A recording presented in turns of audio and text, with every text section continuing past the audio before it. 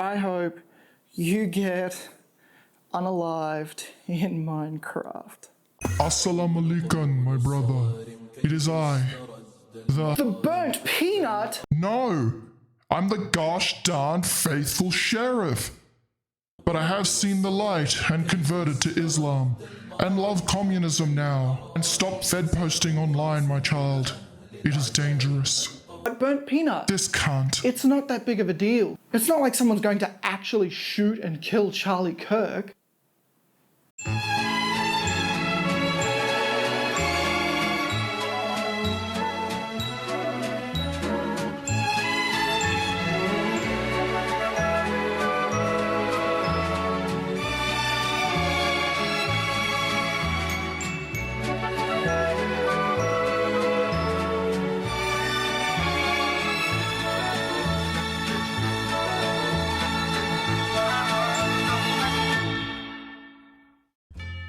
Hello everyone, how are we all? That's good to hear. Recently, there's been a lot of discussion around illiberalism and Fedposting, and I wanted to approach the topic from a good faith perspective so that people can understand my fuck MAGA and put them all in camps position. I'm just being hyperbolic.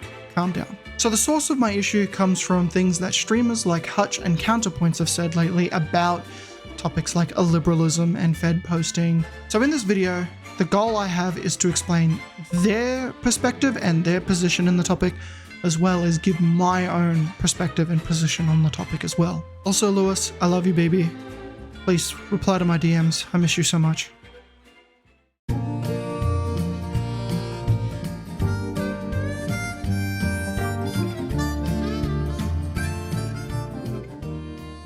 The woke jihad is here, and Connor is not happy. Fedposting has gone too far and it has to stop. My chat currently hates me because I feel like I'm calling them out for the Fedposting that's been happening in liberal spheres for the past couple of weeks. And I've argued that what's going to happen is if we go down this path, it's going to open up Pandora's box of extrajudicial and extra legal violence. That's not a path that we want to go on, especially when there's a viable midterm in 2028 electoral solution to saving the republic. And so I am incredibly frustrated and angry, not just with my chat, who are doing apology, some of my chat, I should be specific so they don't get pissed off, but I'm pissed at the online political community because effectively they've forgotten the arguments around stochastic rhetoric. They've forgotten the arguments about inference and implication. They've forgotten the arguments about everything that they ever said about Donald Trump in reference to his January 6, 2021 speech. They just totally forgot it because it's inconvenient for them to be held to moral standards. Now, I'd like to say that I'm inclined to agree with Connor here because generally, Fedposting is not a good thing. It's bad, right? And people shouldn't do it. But if you're expecting me to tell people to calm down the rhetoric when the other side is saying insane shit like Dems eat babies, you're more delusional than the people that are fucking Fedposting. I apologized to QAnon a couple of weeks ago. I said, you know, when it comes to this Epstein stuff, you had it righter than me. Now, they also believe a lot of real batshit nonsense. But when now you think it's batshit, they right? don't eat babies. Democrats don't eat babies. You think they eat babies? There is a lot of consumption talk in the stuff. Now, if are there babies? I don't know. No, you can laugh all you want. But, I mean, there is some sick stuff in here that is implying... But that's not eating babies. Maybe, come on. I'm not saying they're eating babies. I'm saying there is talk of consumption, and it ain't pizza.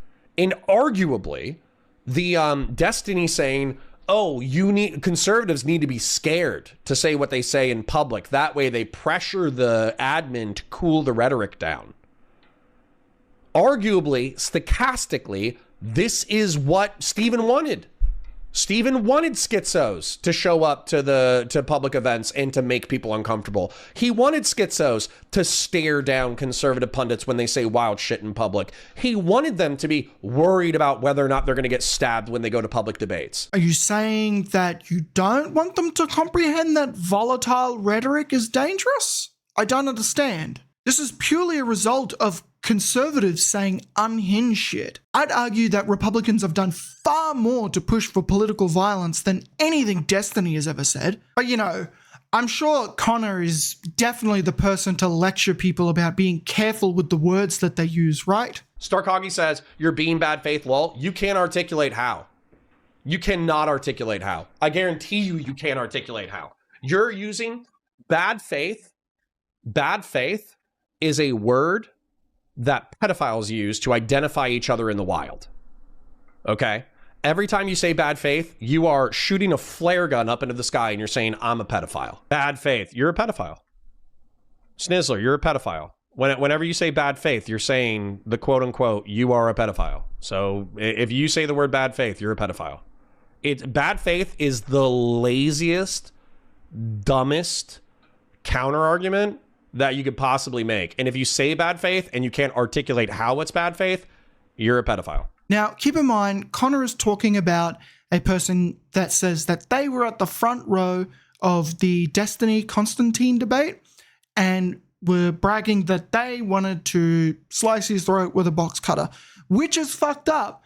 But I would be very surprised if someone this cringe would actually ever do anything like that. For me to vote for the Green candidate, you retard piece of shit, Constantine. I fuck like... You mug. This would be much easier to manage if I got on that stage, grab his fucking lapels, right, hit a pin, and fucking hip on, bang. Now, Connor, there's nothing wrong with thinking that this is insane, right?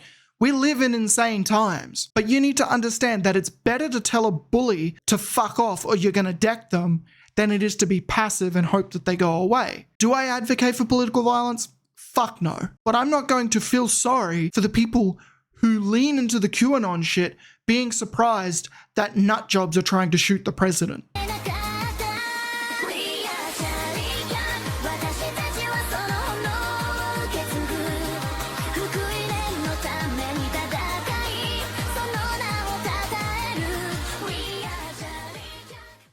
Now, there's been a lot of interesting takes on the next Dem president and what they should do about MAGA and their attempts to turn America into Christian Iran.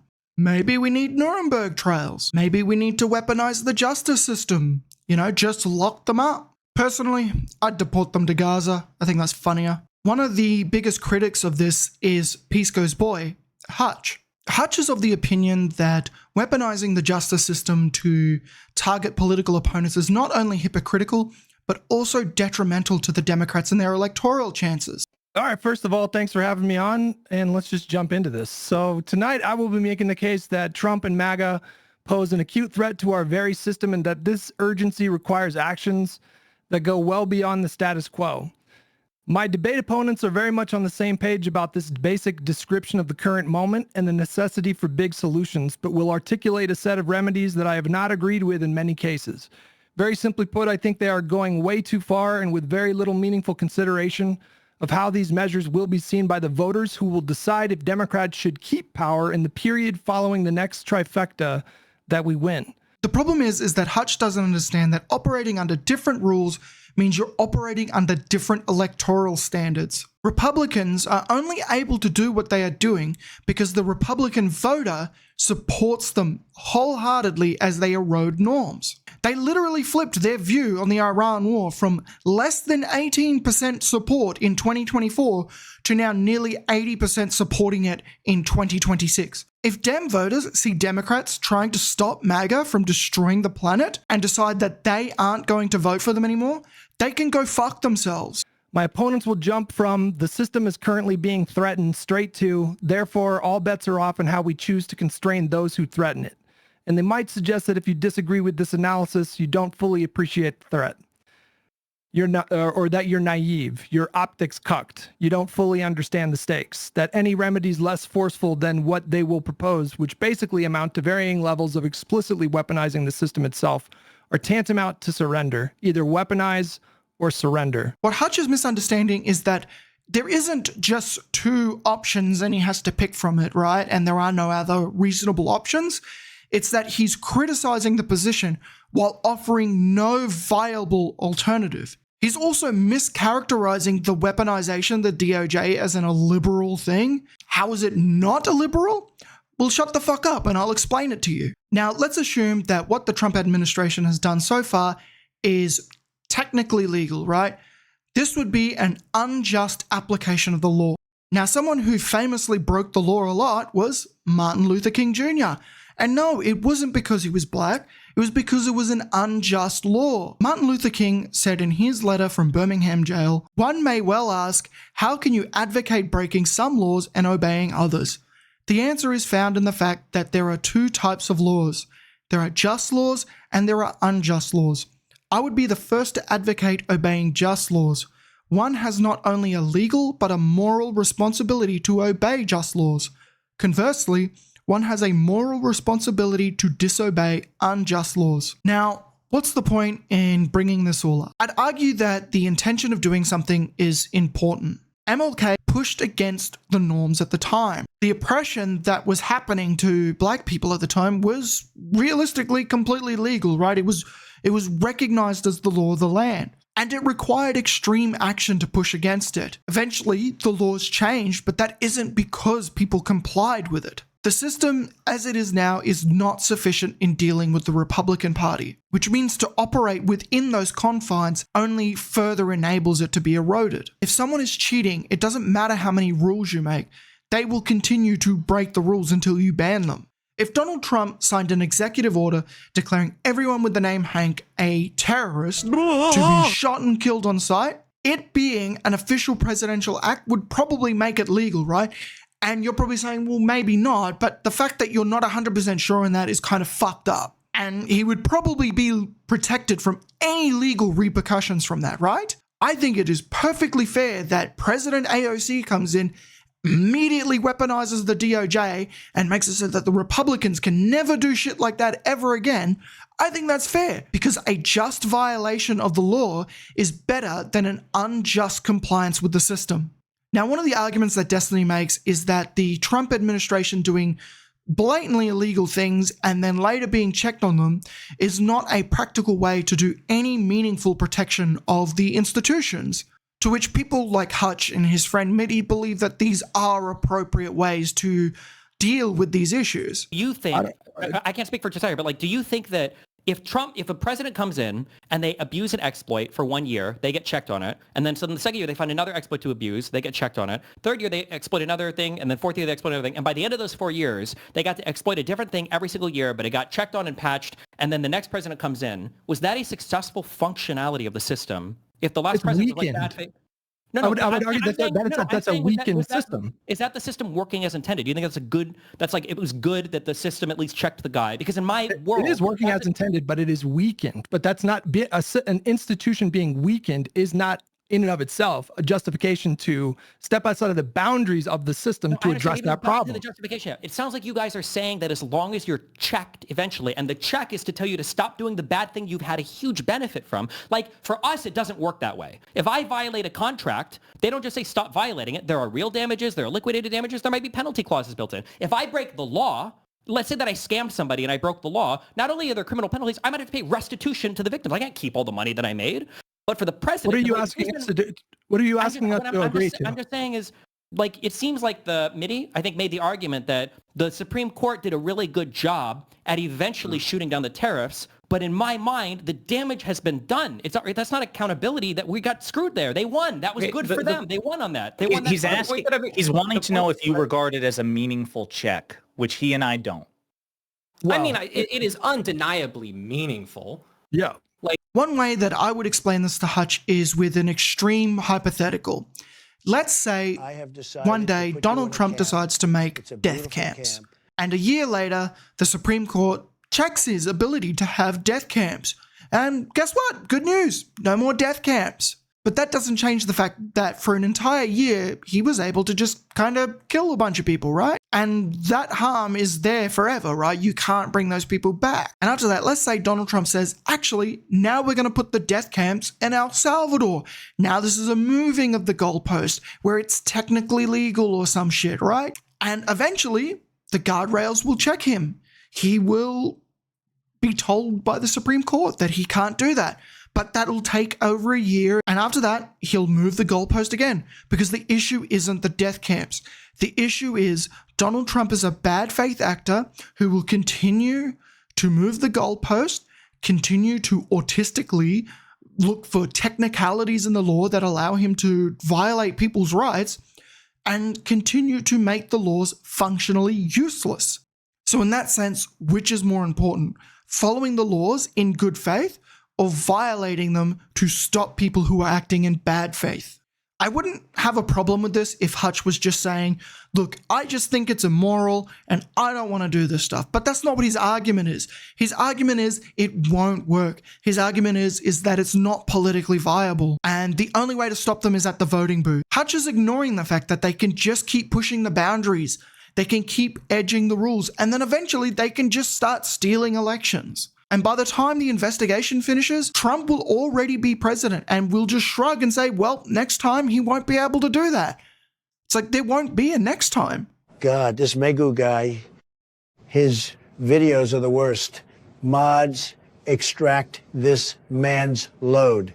Cause without him, my balls are turning green. Epstein, where have you been? Did he Heil Epstein? Did he Heil Epstein? Did he Heil Epstein? You know, at the end of the day, we're all on the fuck fascism team. And this is a pretty minor disagreement. You know, hopefully Hutch and Connor can understand the perspective of not wanting to restrain yourself when you're in the position of not controlling the presidency, not controlling the House, not controlling the Senate, not controlling the Supreme Court, and the Republicans are constantly pushing the Western world to the brink. But that being said, I'm okay with living in a world where someone like Hutch or Connor are right, you know, because at the end of the day, their hearts are in the right place, but they're still wrong. Anyway, thanks for watching. Ozzy, do you have anything to add? Okay, he has nothing to add. Anyway, bye. Big Yahoo is my savior. He likes my good behavior. He listens to my phone even more when I'm alone. I will get him a silver. Ooh, a glorious Yahoo. I will make you a statue. You show people you are great. Can you give me a good date? I will be like Andrew